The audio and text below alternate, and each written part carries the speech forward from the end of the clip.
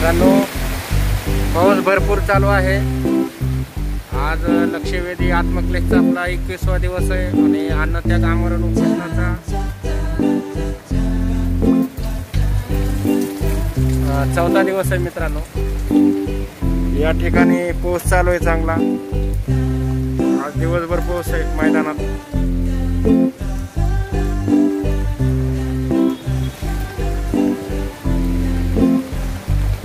या ठिकाणी तुम्ही म्हणत असाल की सगळ्यांनी मास्क का बांधले, तोंडाला रुमाल का बांधलाय। मित्रांनो, या ठिकाणी काय आमच्या बांधवांना थोडी सर्दी झालेली आहे, इन्फेक्शन होण्यासाठी सगळ्यांनी मास्क बांधले, त्याबद्दल मी त्यांचे आभार मानतो।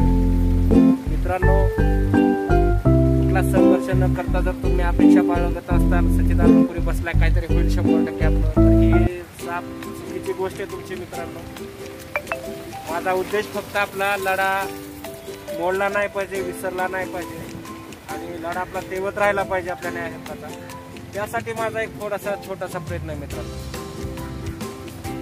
एक माझी तुम्हाला विनंती आहे की महाराष्ट्रातील सर्व एसटी कर्मचाऱ्यांच्या वतीनं आपण टावर आंदोलन केलं। मुख्यमंत्री साहेबांनी त्याची दखल घेतली, वेतन आयोगावर ग्राफ तयार केलेला आहे, ते हायकमांड समितीला वरी दिला। मुख्यमंत्री साहेबांनी सांगितलं, DCMD साहेबांनी सांगितलंय।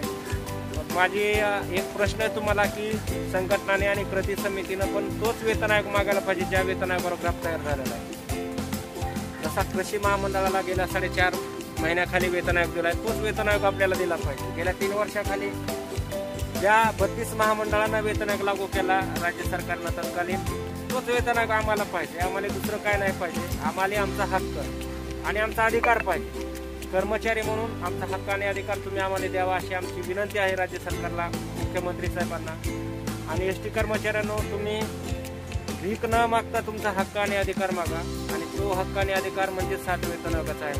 त्यामुळे मी तुम्हाला परत एकदा विनंती करतोय की आझाद मैदानावर सर्वांनी शेकडोंच्या हजारोंच्या संख्येने यायचं आहे आणि आपला न्याय हक्काचा जिव्हाळ्याचा प्रश्न 7व्या वेतन आयोगाबद्दल सर्वांनी या ठिकाणी हजारोंच्या संख्येने उपस्थित राहून तो आपल्या पदरात पाडून घ्यायचा। मी एवढं तुम्हाला सांगतो आणि थांबतो। जय हिंद, जय भारत, जय महाराष्ट्र, जय भीम, जय शिवराय।